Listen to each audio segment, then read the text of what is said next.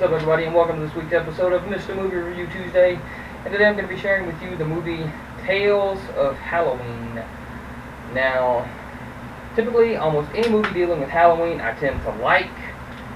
This one, not so much. It's like 10 different stories in one movie. And I guess what I was kind of anticipating when I heard about this movie was like that movie Trick or Treat, which had like 4 different stories in it, but they all kind of intertwined. I mean, they all took place in the same town. You saw some of the characters from other stories in other stories, and it all kind of intertwined.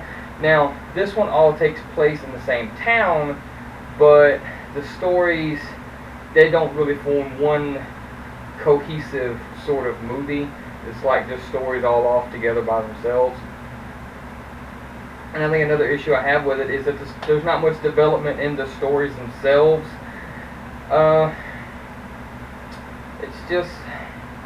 It's kind of like a one-note thing. There's not a lot that goes on in it.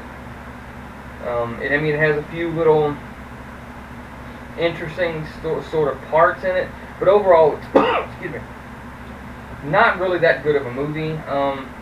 I'll put the link to the trailer in the description bar down below. You can go check it out yourself. There was actually one of the little stories that it was totally ridiculous. I mean, it didn't border on ridiculous. It was ridiculous. It starts out with this woman running through the woods, and you see that she's being chased by this guy who is a blatant ripoff of Jason from Friday the 13th. It is completely obvious. If I can find a picture of him, I'll post it, and so you can see. But he ends up chunking a spear at her and killing her. Well, he walks up to the body, and this spaceship, this is like a UFO, appears overhead and drops this little alien dude who's saying trick or treat, and the Jason in it he's like trying to tell the little alien dude he doesn't have candy or anything, and he stomps on him. And then he walks away, and then the little alien guy, he's this pile of mush type thing, and he like jumps in the mouth of the girl. The girl gets up, and she looks like a blatant ripoff of something from the first Evil Dead movie.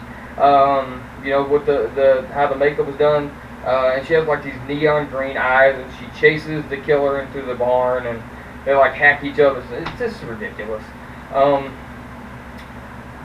John Landis, and if you don't know who John Landis is, you need to pause this video right now, go look him up, because everyone has seen John Landis movies at some point in time.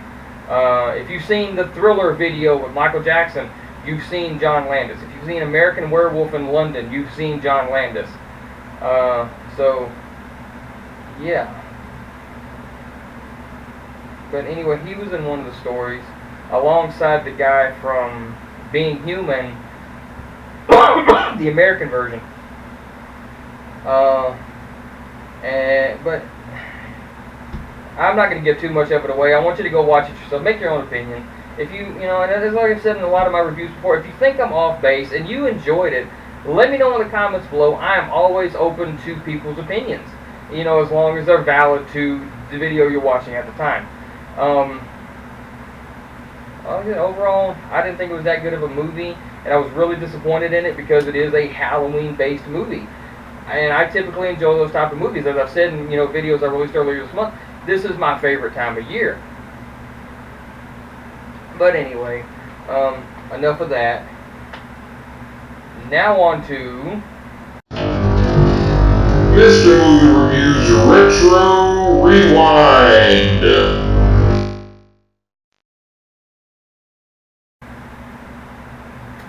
So today on Mr. Movie Reviews Retro Rewind, I'm going to take you back to 1987, and we're going to talk about a movie called Wanted, Dead or Alive. Now this, to me, it's kind of a sort of a soft reboot of a television show that was on CBS from like 1958 to 1961. It starred Steve McQueen, and his name was Josh Randall. He was a bounty hunter. It was a Western television show. Then you fast forward to 1987, and this one stars Rutger Hauer, Gene Simmons, and yes, I do mean this Gene Simmons, as if there was any doubt. And William Russ. Now, if you don't know who William Russ is, he played Corey's dad in the television show Boy Meets Girl. I'm sure everyone has seen that show, so you know who William Russ is. If you don't know who Rutger Hauer is, I would be kind of surprised about that. But anyway, I digress. In this movie, Rutger Hauer plays Nick Randall, and he's the grandson of Josh Randall from the old television show. And he's an ex-CIA agent turned bounty hunter. Well, in this movie, he's hunting down Gene Simmons' character, who is, I believe, a Pakistani terrorist. And it's a good, solid action movie. I'm not going to say it's Oscar-worthy, which a lot of the movies I review and watch aren't Oscar-worthy movies. I'm not that deep.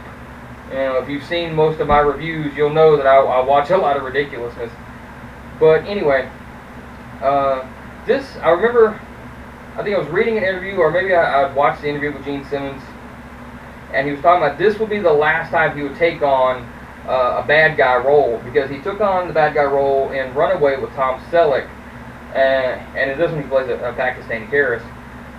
And there's a scene in the movie where he's walking out of a movie theater, and his family walks in beside him as he's walking out, and he rubs the head of this little girl, and then he blows the hell out of the movie theater.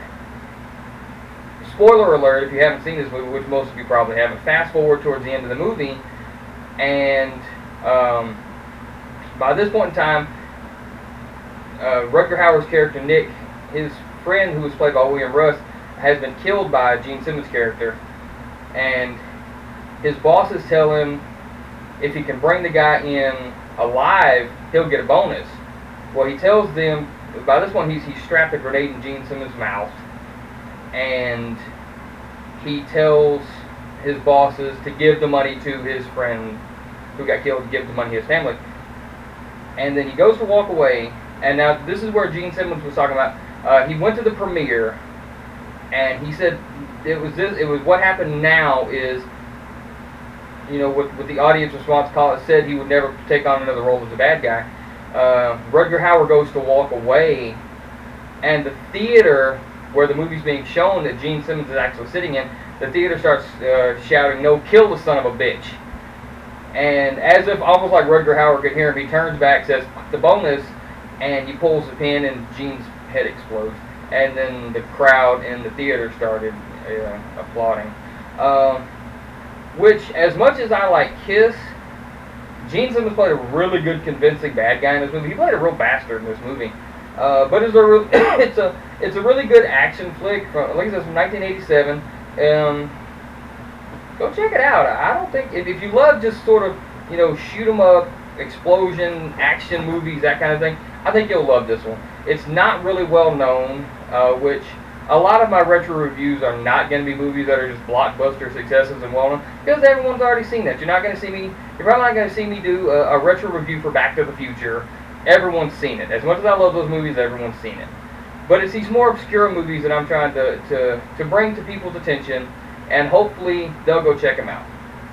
Anyway, that's it for this week's episode. Make sure you give this video a thumbs up. Subscribe to my channel. Leave some comments below. I always welcome feedback. And I'll see you next time.